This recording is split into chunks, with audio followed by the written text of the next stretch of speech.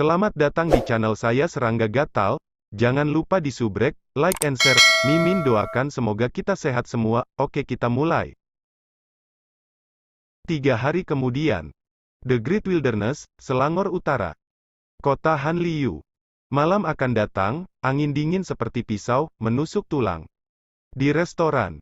Suyi duduk sendirian di dekat jendela, dengan teko teh panas, cangkir, dan sepiring makanan ringan di atas meja di depannya.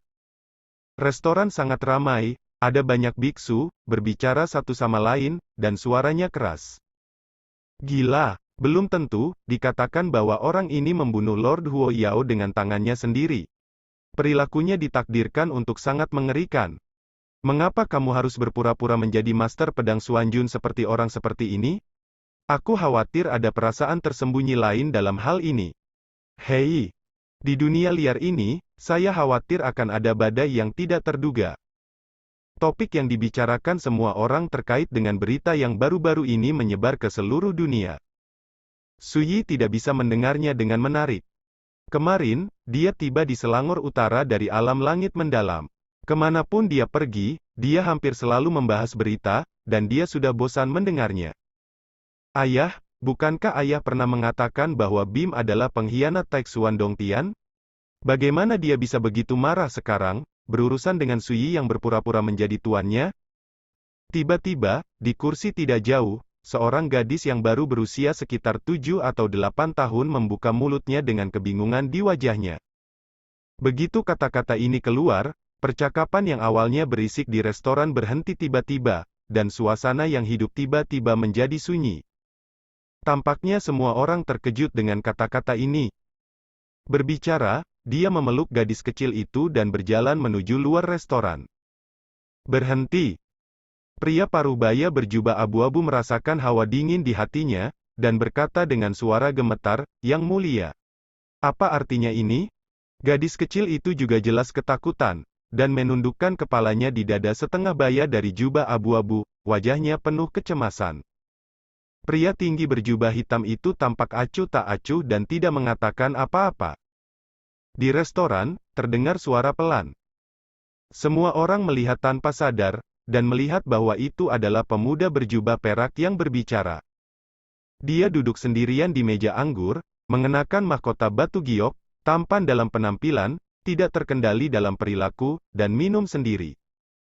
Tiba-tiba, wajah beberapa orang sangat berubah, dan mereka menyadari bahwa pemuda berjubah perak itu adalah keturunan dari Ascension Sword Court. Di alam liar, siapa yang tidak tahu, sebagai salah satu dari 6 gerbang, Yuhua Jinting, bergabung dengan Liga Xuanjun sejak lama, dan mengambil Bima sebagai pemimpinnya? Ayah dan anak perempuannya tidak beruntung. Untuk sesaat, banyak orang memandang ayah dan anak itu dengan kasihan. Jubah abu-abu setengah baya dengan jelas menyadari bahwa masalahnya serius, dan buru-buru berbalik dan menempatkan gadis itu di sampingnya. Setelah itu, dia membungkuk kepada pemuda berjubah perak dan memberi hormat besar, dan panik, gadis kecil itu masih muda dan tidak mengerti dunia, dan saya harap orang dewasa akan memaafkannya. Suara itu bergetar. Pemuda berjubah perak meminum segelas anggur, tanpa mengangkat kelopak matanya, dan berkata, "Hukuman mati tidak dapat dihindari, dan kejahatan hidup tidak dapat dihindari. Anda memotong lidah gadis kecil itu sendiri, dan masalah ini bisa dimaafkan." Begitu kata-kata ini keluar, suasana restoran menjadi mematikan.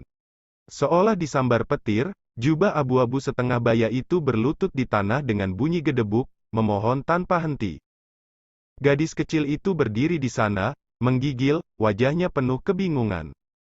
Dia sepertinya tidak mengerti sama sekali, mengapa dia hanya mengucapkan sepatah kata untuk menyebabkan bencana seperti itu, dan bahkan ayahnya harus berlutut di tanah dan memohon belas kasihan. Semua orang di restoran itu terdiam, dan tidak ada yang berani campur aduk. Gerbang Ascension Sword Court berjarak 300 mil di luar kota Hanliu. Tidak berlebihan untuk mengatakan bahwa Hanliu Cheng berada dalam lingkup pengaruh Ascension Sword Court. Saat ini, siapa yang berani ikut campur dalam masalah ini? Ayong, tolong dia. Pemuda berjubah perak sedikit mengernyit, seolah-olah dia sedikit tidak sabar. Ya, Pria tinggi berjubah hitam yang menghalangi pintu restoran itu mengangguk dan melangkah maju. Dia tampak acuh tak acuh dan mengambil gadis kecil itu. Tidak, jangan sentuh putriku. Pria parubaya berjubah abu-abu tiba-tiba bangkit dari tanah seperti orang gila, meraih lengan pria berjubah hitam seperti kolaps, dan memohon, "Tolong. Tolong. Pergi." Pria berjubah hitam melambaikan tangannya, dan pria parubaya berjubah abu-abu terlempar keluar dan menghancurkan meja anggur. "Ayah!" Gadis kecil itu menangis dengan cemas, dan tubuhnya yang lemah terus meronta, tetapi tidak berhasil. "Nak, ini namanya malapetaka yang keluar dari mulutmu. Kali ini, anakku Renyi hanya akan memotong lidahmu. Di lain waktu, hidupmu akan hilang." Pria berjubah hitam berkata, tepi tajam muncul di antara telapak tangan dan jarinya, dan dia akan memulai. Tidak. Tidak jauh dari situ, jubah abu-abu setengah baya itu berteriak seolah matanya akan terbelah. Tiba-tiba, sebuah suara acuh tak acuh terdengar, sebagai seorang kultivator, tetapi menindas anak yang tidak bersenjata. Apakah ini yang dilakukan pengadilan Yuhua Jian? Begitu suara itu terdengar, tubuh pria berjubah hitam itu tiba-tiba menegang. Tubuhnya diam-diam terpenjara, dan dia tidak bisa lagi bergerak. Wajahnya sangat berubah. Dia melihat sosok tegas muncul di sampingnya di beberapa titik, mengangkat tangannya dan dengan lembut membawa gadis kecil itu pergi. Semua orang di restoran tercengang, siapa pria ini, bukankah dia takut mati? Kemudian, pemandangan aneh dan menakutkan terjadi. Sosok pria tinggi berjubah hitam itu berubah menjadi abu dan jatuh ke tanah tanpa suara. Abu. Penonton terdiam, dan saya tidak tahu berapa banyak orang yang sangat terkejut sehingga mereka berkeringat dingin. Tanpa jejak, seorang pria kuat di Ascension Sword Court dimusnahkan menjadi abu. Di depan meja anggur tidak jauh, pemuda berjubah perak itu tiba-tiba berdiri. Dia juga kaget, wajahnya menjadi mendung dan tidak menentu, dan dia tidak lagi gagah dan setenang sebelum. "Temanku, apakah kamu berencana menjadi musuhku?" Pemuda berjubah perak berkata dengan dingin. "Suyi terlalu malas untuk berbicara omong kosong dengan ikan dan udang sekecil itu, sikat saja." Boom! Tubuh pemuda berjubah perak itu meledak, berubah menjadi abu dan menghilang, sama sekali tidak berdaya untuk melawan. Kemudian, Suyi meletakkan gadis kecil itu di tanah dan mengusap kepala kecilnya, "Pergilah cari ayahmu." Gadis kecil itu sangat ketakutan sehingga dia berlari ke arah ayahnya begitu kakinya mendarat. "Jangan takut, nak, tidak apa-apa, tidak apa-apa." Jubah abu-abu setengah baya memeluk gadis kecil itu erat-erat, sangat bersemangat. Adegan ini membuat banyak orang menghela nafas. "Temanku, maafkan aku karena mengatakan sesuatu yang buruk, kamu seharusnya tidak membunuh orang sebelumnya." Tiba-tiba, penjaga toko restoran tidak bisa menahan diri untuk tidak mengeluarkan suara. Suyi mendengus dan berkata, "Menurutmu mereka berdua tidak pantas mati?" Penjaga toko restoran buru-buru menggelengkan kepalanya dan berkata, "Bukan itu. Tapi Han Liu Cheng ini terletak di lingkungan pengaruh Ascension Sword Court. Temanku, kamu bisa menyelamatkan ayah dan putri sekarang. Tetapi setelah kamu pergi, selama pengadilan pedang Yuhua bertanggung jawab, nasib ayah dan anak itu akan sengsara." Begitu kata-kata ini keluar, banyak orang mengangguk. Inilah kenyataannya, bahkan jika mereka tidak terbiasa dengan pemuda berjubah perak, mereka tidak berani campur tangan dalam masalah ini. Suyi tertawa dan berkata, "Baiklah, izinkan saya mengatakan satu hal lagi. Setelah malam ini, pengadilan pedang Ascension ditakdirkan untuk dihancurkan." Semua orang saling memandang dengan cemas. Pada saat ini, di pintu masuk restoran, sesosok kurus masuk.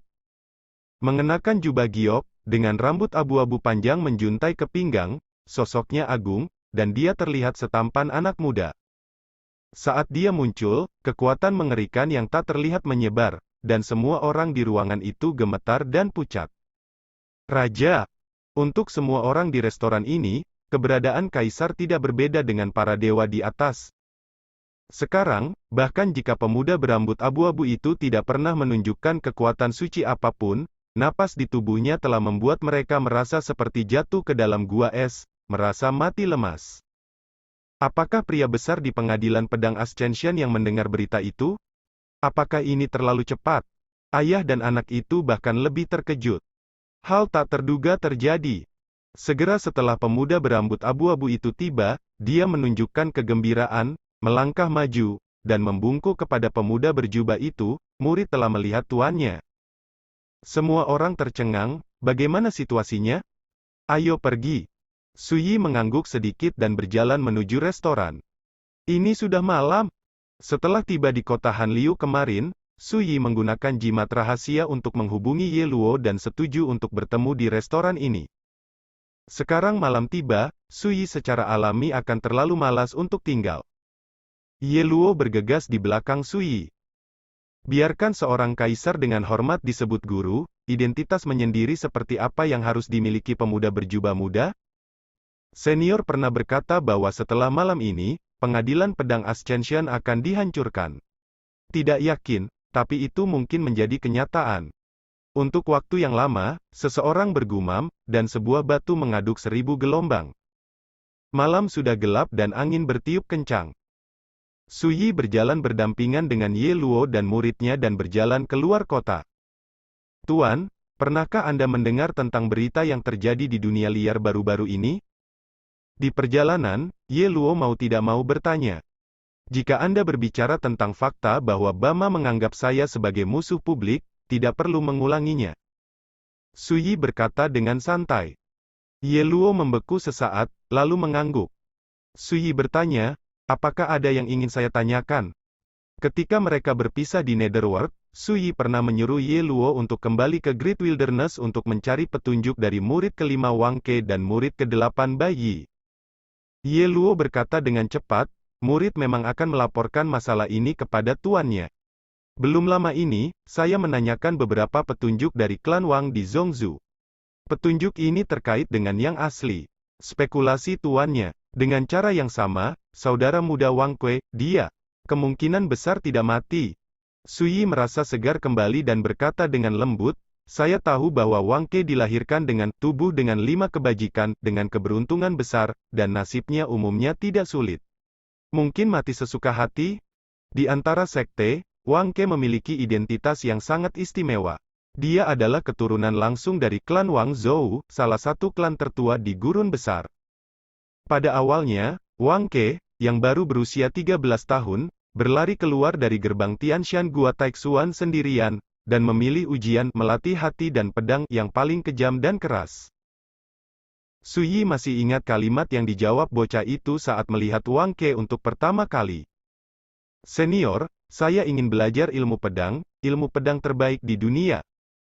Ketika dia mengatakan ini, mata anak laki-laki berusia 13 tahun itu bersinar seperti bintang yang terang. Sejak itu, Wang Ke menjadi murid kelima Suyi. Tidak lama setelah Suyi bereinkarnasi, kabar buruk Wang Ke keluar, mengatakan bahwa dia meninggal di kedalaman 100.000 Monster Mountain, yang merupakan lampu jiwa kehidupan yang diabadikan di klannya, dan itu saja. Suyi terdiam lama ketika mendengar berita di dunia bawah. Namun, dia tidak percaya bahwa padamnya lampu kehidupan jiwa berarti kematian raja, jadi dia memerintahkan Ye Luo untuk menyelidiki masalah ini lagi. Benar saja, keadaan berbalik. Dalam beberapa tahun terakhir, keluarga Zhongzhou Wang belum menyerah, dan telah menyelidiki kebenaran dari hilangnya adik laki-laki Wang Kue secara misterius.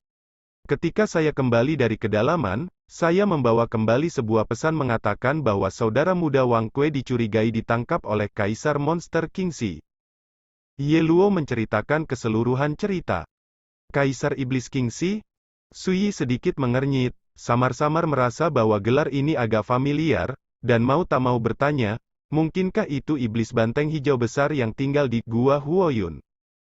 Seharusnya iblis banteng ini. Kuning mengangguk. Aneh, saya pernah ke Gunung Siwanda sebelumnya. Pada saat itu, iblis banteng dikenal sebagai salah satu dari 9 kaisar setan dari Gunung Siwanda, tetapi budidayanya hanya di misterius tingkat menengah dari alam terpencil tidak bisa dikatakan sangat kuat. Suyi sedikit bingung, dengan Taoisme Wang Kue, dia dapat dengan mudah menekannya. Bagaimana dia bisa ditangkap oleh iblis banteng ini? Ye Luo berkata, orang tua dari keluarga Wang di Zhongzhou juga merasa sedikit aneh. dan sekarang dia telah mengirim para ahli untuk pergi ke kedalaman 100.000 pegunungan secara langsung. Su Yi mengangkat alisnya dan berkata, aku baru saja kembali ke Great Wilderness, dan berita bahwa Wang Kuei masih hidup keluar dari kedalaman 100.000 gunung, yang merupakan agak terlalu kebetulan. Petik 2. Mata Ye Luo sedikit menyipit, dan berkata, Tuan, apakah Anda curiga bahwa ini adalah permainan? Kapan berita tentang Wang Ke keluar? Su Yi bertanya. Ye Luo berpikir sejenak dan berkata, seharusnya setengah bulan yang lalu.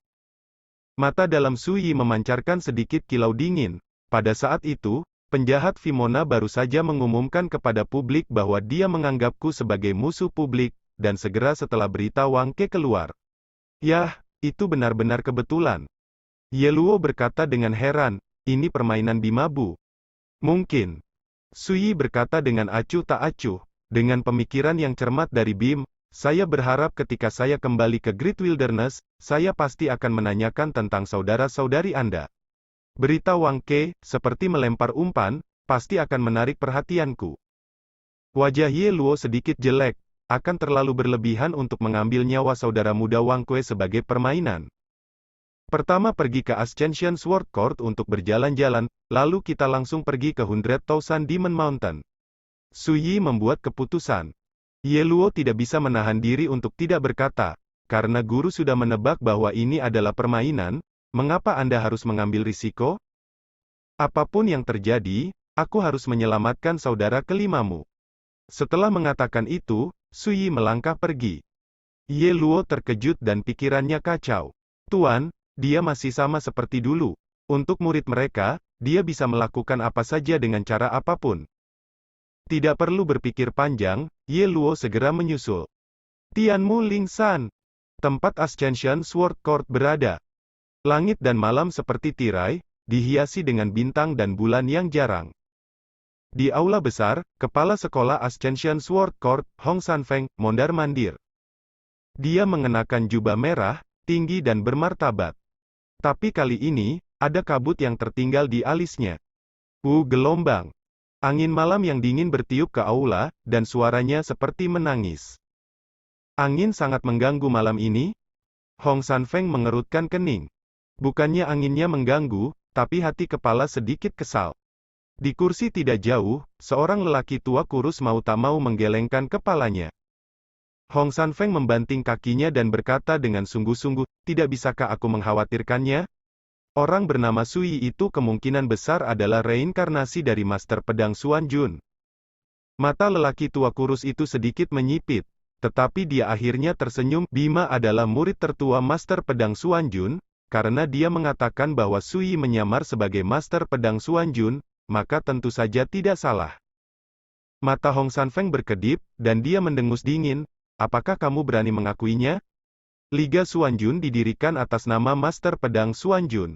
Jika dia mengakui bahwa Su Yi adalah tuannya, bagaimana seharusnya dia menangani dirinya sendiri? Bagaimana seharusnya Liga Xuan Jun menangani dirinya sendiri? Setelah jeda, dia berkata dengan cemas, terlebih lagi, Su Yi membunuh Huo Yao dan menyerahkan Ye Luo. Jika dia bukan Master Pedang Xuan Jun, mengapa dia harus menjadi musuh aliansi Xuan Jun?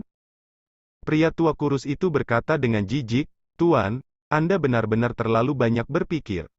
Belum lama ini, Vima mengirim surat rahasia yang memberitahu kami bahwa kami hanya perlu menyingkir dan menonton pertunjukan. Dengan mata dingin ada cara untuk membersihkan orang yang berpura-pura menjadi ahli pedang Xuan Jun, yang berarti bahwa meskipun langit runtuh, ada juga Bima, jadi kita tidak perlu khawatir sama sekali. Petik 2. Setelah jeda, dia mencibir, terlebih lagi, bagaimana jika Su Yi benar-benar reinkarnasi dari Master Pedang Xuan Jun? Jika dia memiliki Taoisme di puncak kehidupan sebelumnya, aku khawatir dia pasti sudah memasuki Great Wilderness. Untuk merebut kembali Taixuan Dongtian sesegera mungkin. Dan hal yang perlu dikhawatirkan adalah Vima. Tetapi ketua sekte juga melihat bahwa, Bim telah menyatakan perang. Ini tidak diragukan lagi berarti bahwa dia sepenuhnya siap untuk menang. Berbicara, lelaki tua kurus itu mengambil cangkir teh, menyesapnya dengan santai, dan berkata, dalam hal ini, mengapa kita harus mengkhawatirkan lapangan pedang Yuhua? Cukup untuk menonton pertunjukannya. Hong Sanfeng tertegun sejenak. lalu menghela napas panjang dan menertawakan dirinya sendiri, pamanku mungkin benar, aku memang ketakutan. Saat itu, pengadilan pedang Yuhua kami mengikuti Bim untuk memasuki Taixuan. Dongtian, masalah ini diketahui seluruh dunia. Dalam beberapa tahun terakhir, ketika saya memikirkan masalah ini, hati saya tidak tenang. Ini benar-benar, Su Xuanjun terlalu menakutkan. Seseorang yang bertanggung jawab, tetapi pada saat ini dia memperlihatkan kekurangannya. Pria tua kurus itu tidak mengejek. Bahkan jika garis keturunan Tao top dunia, di depan Su Xuanjun, hanya bisa menurunkan alisnya dan tidak berani membuat kesalahan. Eksistensi yang begitu menakutkan, siapa yang tidak takut? Diam sejenak, lelaki tua kurus itu tampak tenang, dan mengucapkan setiap kata, Su Xuanjun yang kita kenal telah lama berlalu, dan tidak dapat lagi muncul kembali di dunia, bahkan jika dia bereinkarnasi. Dia bukan lagi Sword Master Jun yang misterius. Kita tidak perlu takut sama sekali. Kata-kata ini tidak hanya untuk Hong Sanfeng, tetapi juga untuknya. Pada saat ini, angin sepoi-sepoi di luar aula tiba-tiba menjadi tenang. Kemudian, sebuah suara acuh tak acuh terdengar di luar aula, sungguh, kalau begitu saya ingin melihat apakah Anda benar-benar tidak takut. Dan ekspresi mereka sudah serius. Namun, pada saat ini, seseorang diam-diam muncul di luar aula, yang membuat Hong Sanfeng dan lelaki tua kurus itu tidak terkejut. Namun, bagaimanapun juga, mereka berdua sudah terbiasa melihat angin kencang dan ombak, jadi mereka tidak panik, tetapi mereka berjaga-jaga untuk pertama kalinya. Malam itu seperti air, dan 4 ladang sunyi. Di bawah tatapan Hong Sanfeng, 2 sosok berjalan ke aula satu demi satu. Dia dipimpin oleh seorang pemuda berjubah muda dengan sosok tinggi, tangannya di belakang, dan sikapnya santai, seolah-olah dia datang ke wilayahnya sendiri, yang lebih baik daripada berjalan-jalan di halaman. Di belakangnya, ada seorang pemuda kurus berambut abu-abu. Ketika mereka melihat orang ini, Hong Sanfeng dan lelaki tua kurus itu menyusut. Kamu Taois Luo? Hong Sanpik menunjukkan warna yang luar biasa. Wajah lelaki tua kurus itu sedikit berubah, ada desas-desus bahwa kamu disihir oleh Sui itu dan menjadi pengikutnya. Mungkinkah, dia adalah Sui itu? Ketika dia berbicara, matanya sudah tertuju pada Sui, dan alisnya penuh dengan keterkejutan. Hong Sanfeng juga menarik napas dalam-dalam, wajahnya penuh kejutan, dia tidak bisa menahan diri untuk tidak menatap Sui. Untuk beberapa saat, dia merasakan sehelai rambut di hatinya, orang ini. Mungkinkah itu benar-benar reinkarnasi dari Master Pedang Xuanjun? Ye Luo mendengus dingin dan berkata, jika di matamu, rasa hormat Ye Luo kepada tuanku ditipu oleh pikiran, maka memang demikian. Guru. Hong Sanfeng mendengar Ye Luo mengatakan gelar seperti itu, hatinya tenggelam ke dasar, tangan dan kaki dingin, hal terburuk, apakah itu benar-benar akan terjadi? Oh, untuk mengenali seorang pria kecil yang berpura-pura menjadi Master Pedang Xuanjun sebagai guru, kamu Ye Luo buta, menyedihkan, dan konyol. Pada saat ini, lelaki tua kurus itu menjadi tenang dan berkata, beri kamu kesempatan, pergi sekarang, kita bisa berpura-pura tidak terjadi apa-apa, dan aku tidak ingin terlibat dalam perjalanan ini. Perairan berlumpur, tetapi jika Anda tidak masuk akal, jangan salahkan kami karena tidak sopan. Ye Luo mengerutkan kening dan hendak mengatakan sesuatu. Sui melambaikan tangannya dan berkata, kami di sini untuk menyelesaikan akun lama, bukan untuk berbicara omong kosong. Anda berdiri di sela-sela dan saya akan menangani sisanya. Ye Luo membeku di dalam hatinya, mengetahui bahwa guru memiliki niat membunuh, dan ingin melampiaskan kebenciannya malam ini. Ya, dia segera mengangguk dan berdiri di sisi aula. Perilaku Sui membuat kepala Hong Sanfeng marah. Pria tua kurus itu tampak datar. Sui meliriknya dan berkata, kalau begitu, itu dimulai darimu. Suara taberawan masih bergema, Sui telah menembak. Sekian dulu update-annya, tunggu lanjutannya di channel saya Serangga Gatal, di subscribe ya guys. Terima kasih.